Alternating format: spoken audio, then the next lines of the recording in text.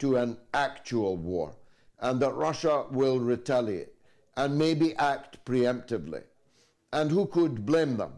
If you're a country giving a weapon capable of killing me in my house and giving the person you gave the weapon to the permission to use it and to kill me in my house, well, I'd be a fool not to act preemptively to try and stop you doing so.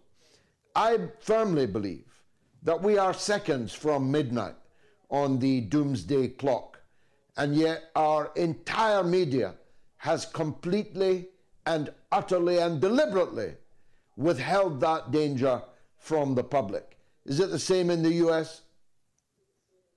Absolutely. You know, we have this conversation about the justification of the West in its support of Ukraine.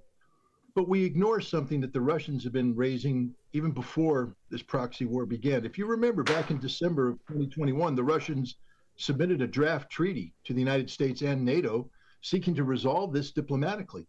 And all they said is Ukraine can't be a member of NATO. And one of the reasons why is that the Russian nuclear deterrent command and control, early warning, and indeed some of their missile capabilities were designed when Ukraine was part of the Soviet Union. So that Ukraine served as a land barrier, a buffer between these sensitive locations and NATO. Now, if Ukraine becomes a member of NATO and NATO moves long-range missiles onto Ukrainian soil, this critical infrastructure is exposed to preemptive first strike.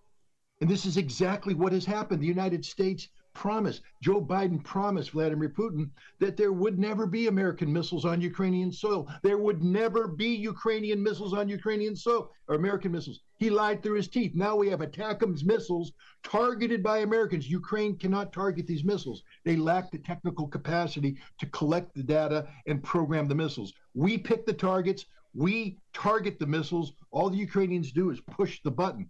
America is at war with Russia right now, and the American people don't understand it, don't understand the reality or the consequences. Russia will retaliate. Let's just pray that Russia continues to have the maturity to avoid this escalating into a general nuclear war. But if it does, hopefully the last thought through people's minds will be, besides, oh, damn, well, it's our fault, because it is our fault. This is a war that we in the West have thrust upon ourselves. As Vladimir Putin once said, when there's a nuclear war, everybody will die, but the Russians will go to heaven as martyrs. The West will go to hell as those who started this conflict.